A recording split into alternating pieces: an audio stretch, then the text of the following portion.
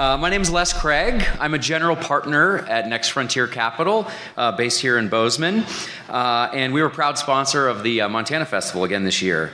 So what I'm introducing is something that is back by popular demand, one of our most highly acclaimed sets last year. This is a rapid-fire interview relay, and it's all about celebrating the incredible makers, doers, and entrepreneurs who are shaping Montana's future. This is going to be very fast and very fun, so buckle up, get ready. Think of it as sort of like speed dating, but with interviewers. And each person will interview the other for about 2 minutes, and then they will switch, and they'll get interviewed by the other person for 2 minutes. Our guests are very gritty, resilient, and innovative Montanans, and that we all aspire to be like. Each is a creator and an entrepreneur who truly exemplifies made in Montana. These people bleed huckleberry jam, okay? So to kick us off, please welcome to the stage Spencer Williams, who is the founder and CEO of Westpaw, who will, there's Spencer, there he is. And Spencer will start by interviewing Chad Zeitner, who's the founder of Montucky Cold Snacks. This is great, Chad. I'm so excited to interview you. I'm glad to be here. So I want to introduce Chad Zeitner, co-founder of Montucky Cold Snacks. And maybe you can tell us about your Montana story. Yeah, first I'd like to thank you, Spencer, and Montana Festival. This is a pretty amazing event and kind of awe-inspiring, honestly. It makes me want to get more involved in all the amazing things that are happening here. But I mean, I guess we can go back, try and keep it short here. Jeremy and I started this back in 2012, and honestly, we had no idea what we were doing as far as starting a business or any of that kind of stuff, but what we did know is what we wanted in a beer. And we wanted that to exude Montana, what that meant to us, the open spaces, the outdoor culture, just an amazing thing that brings us all here.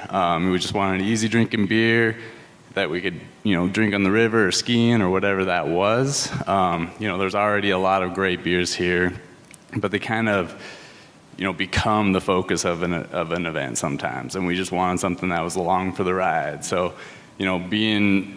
both Jeremy and I were born here, so that was kind of really spoke to our soul, and it was just let's make a Montana beer, a light, easy drinking one, and it turns out that resonates with a lot of folks around the country. So I have to agree, it totally resonates. So one thing you and I share in common is I started brewing beer in high school, and I wrote one business plan in my life, and it was to start a brewery. Oh, nice. Never done that though, and you did. It's you not started too late. This business, it's not and too you're late. off and running. You're bringing joy to people around Montana, around the country. Yeah. So tell us something that you're looking forward to in the next year. Something you want us all to know about the next year ahead.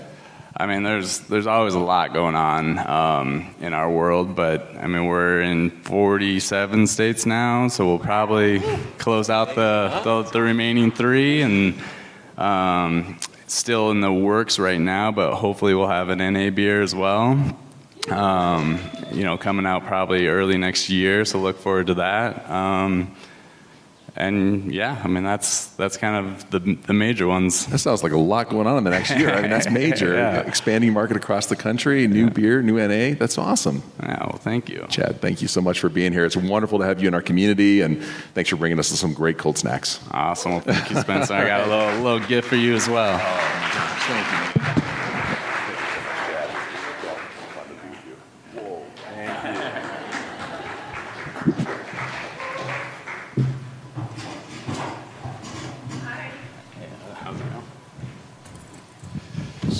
Not exactly the Montana homecoming I was hoping for. That said, I didn't want to miss the opportunity and the chance to share how much is... I was like, who is that? Who is that? What's going on? Somebody is talking to us. Well, Hi, I'll just today we just met, so this really is speed dating. Exactly. Yeah. Well, this is Marissa Keenan, right? Yep. She's founder and owner of Sweet Peaks Ice Cream Shop.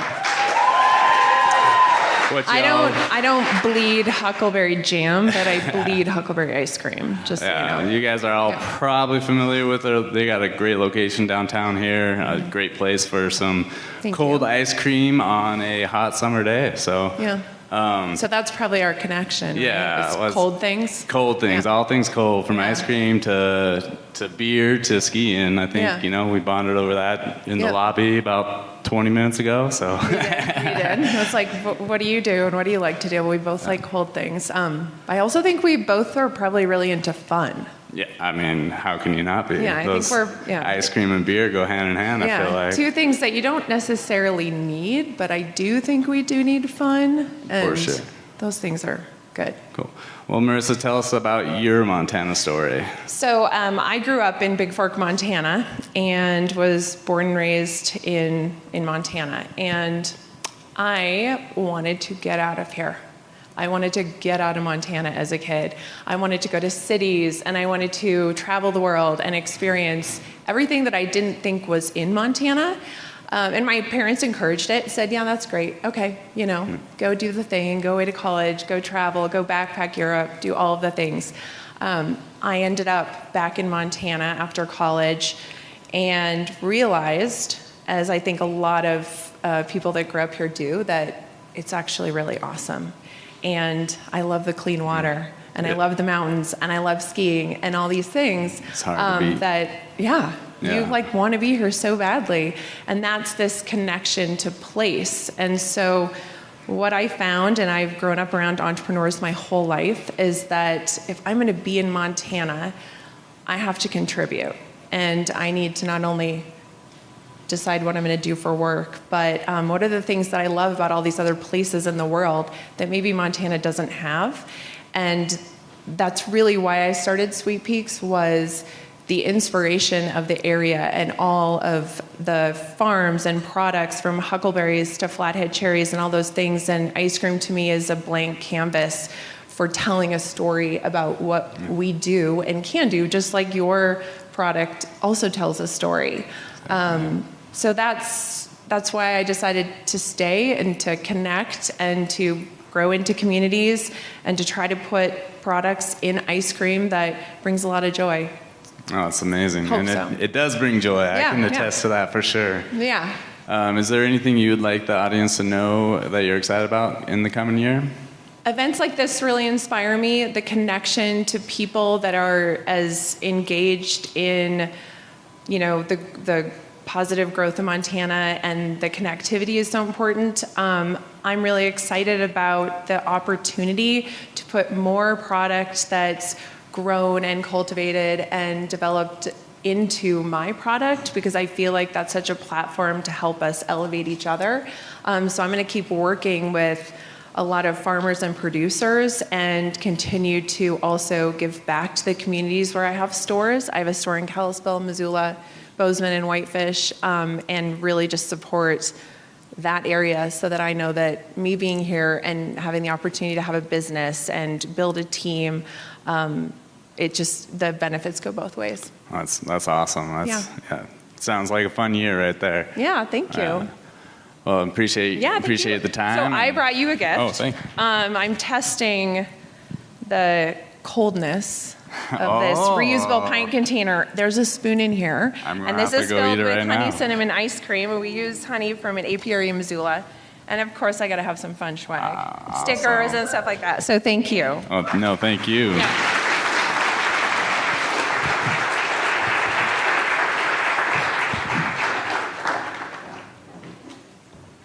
This is my new friend, Shauna. Here's a gift. Oh, thank you. Okay, so this is Shauna Whitebear, and I'm so lucky to meet you and to hear about your company. And we were just talking about what is our ramp up and get pumped song, and she said her song was Sia, one of songs by Sia. And so it's an honor to be on this stage with you and to have another female entrepreneur.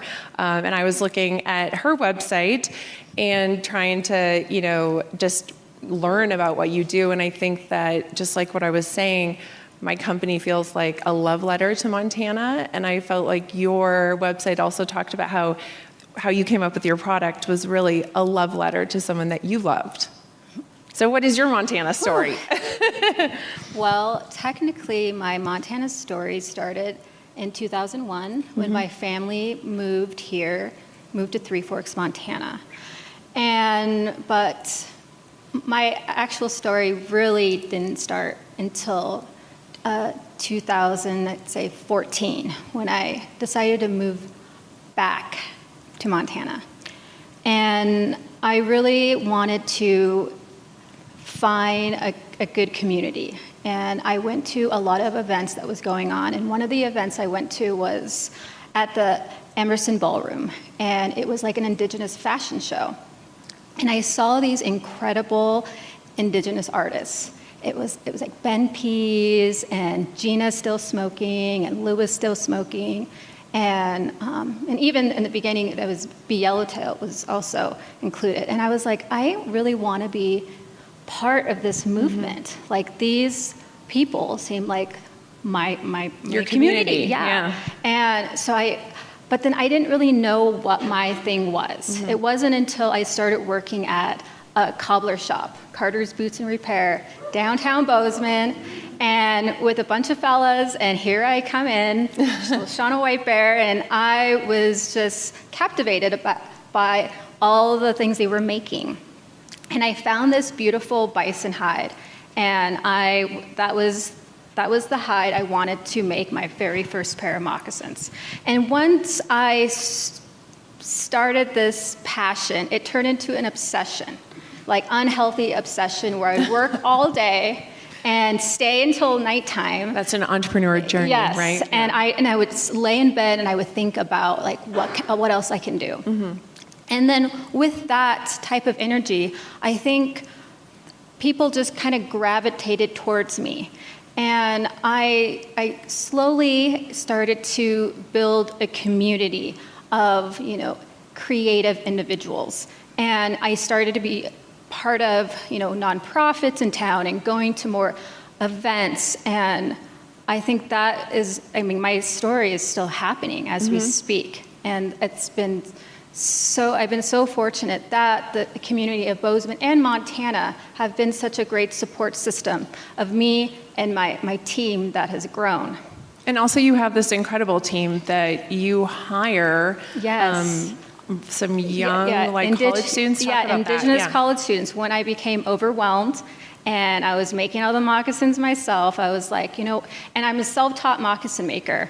And I was like thinking, like how cool it would be to mentor young Indigenous people. And so one day I had 4 young women show up in my back door, and it was at nighttime, and we started making moccasins. And I've spent so much time getting to learn their stories.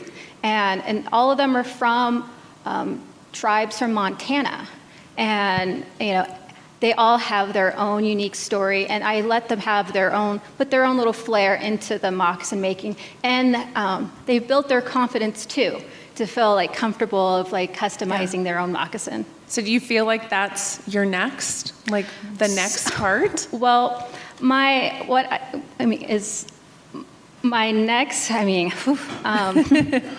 so what you'll be expecting probably within, this next year is actually we're doing a documentary, like a White Bear moccasin story. We haven't came up with an official name yet, but and to kind of just share my story of like where I started and kind of include the crew. And we also went out to Crow Fair. If you guys have ever been to Crow Fair, I recommend it. However, it's in August. It's extremely hot.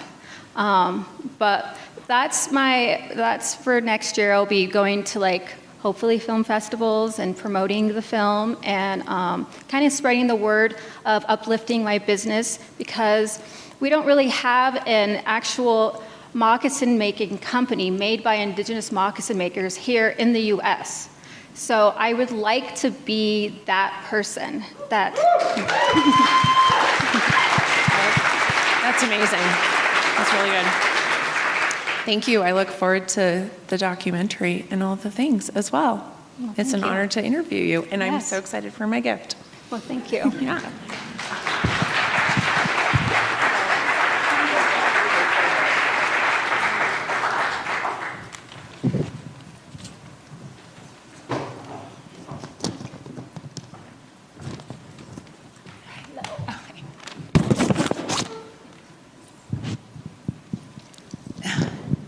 Well, hello. Hello. This is Yasmin. So cool. So cool. Oh my gosh. I was It's so hard. nervous. It's hard. And she is owner of Sovereign Warrior Beef Jerky. Bison. Bison jerky. Oh my gosh. But that's our common, That is our common interest. Yeah. Bison is extremely important to me. I use it. It's my main medium for my moccasins. So I was really excited to meet you. Yeah, me too. So, Yasmin, what is your Montana story? Yeah, so, well, I actually went to high school here in Bozeman in the 90s and moved to Boulder, Colorado for college and lived there for 20-some years. I met my husband there, and then it got really crazy, kind of like Bozeman has, because it's unrecognizable to me that I'm back here. I can't even find my way around. But I used to have an apartment above Ace Hardware that was like $200 on Main Street back in the 90s. Wow, dang. Yeah. $800 you said? 200. 200. Yeah. Oh, yeah. dang. Anyway, so we moved back to the Bitterroot in Darby, and we knew we wanted to start a business, but we didn't know what we wanted to do. And bison has actually been our go-to protein for years. Like, it's clean, it's nutrient dense, and we just both have had an affinity for bison. They've had a place in our heart.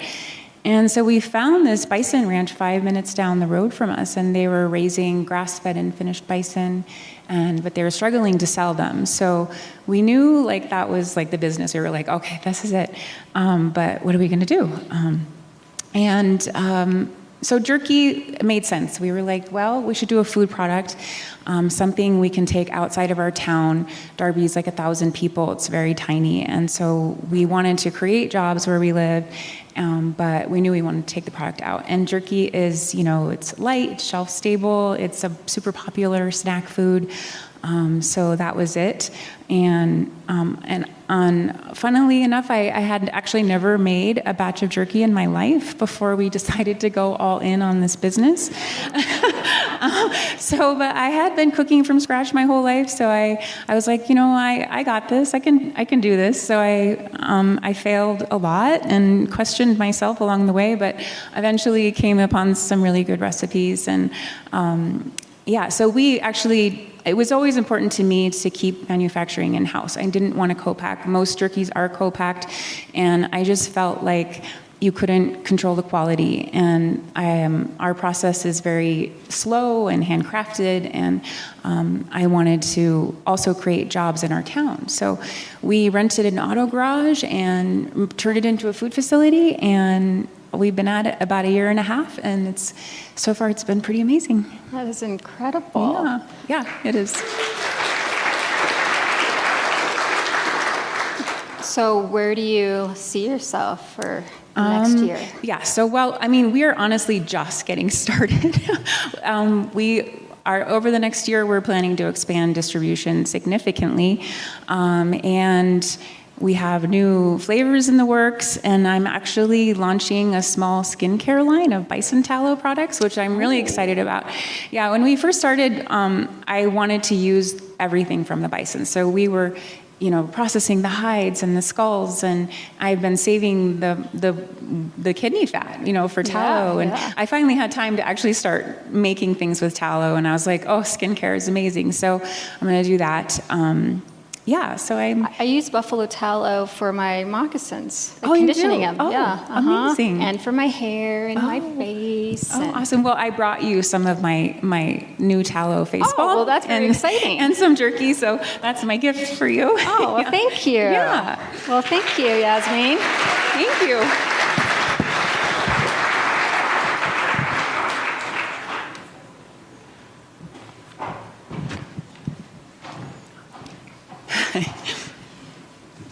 Yeah, so I'm super pleased to introduce Spencer Williams. He's the CEO and founder of Westpaw, and they make pet products here in Bozeman. They were founded in 1996, and I just recently learned you became a B Corp in 2013, which is amazing. So congratulations on that. So in reading about your story, I was just really impressed with your your values and how you do things right rather than taking the easy road, and do things with integrity, and have made such a commitment to creating jobs here in Montana and keeping manufacturing local. It's something that's really important to me too. So I was inspired to see that it's working out so well for you. Thank you, Asim. It's great to be here because we do share, the bison story and I know you make bison your snacks. connection, and I think that's a wonderful thing. And I love the fact that you decided to make your own product in your own kitchen as well. I mean, just to keep that control of quality is obviously in your flavors what it makes I a love. big difference for sure. Yeah. Share your Montana story with us, Spencer. Well, my roots are in Columbus, Montana. Okay. My family homesteaded there, and so I'm fifth generation in that community, which is where I grew up. And after leaving the state for college, afterwards we decided, okay, time to come back to Montana. What are we going to do?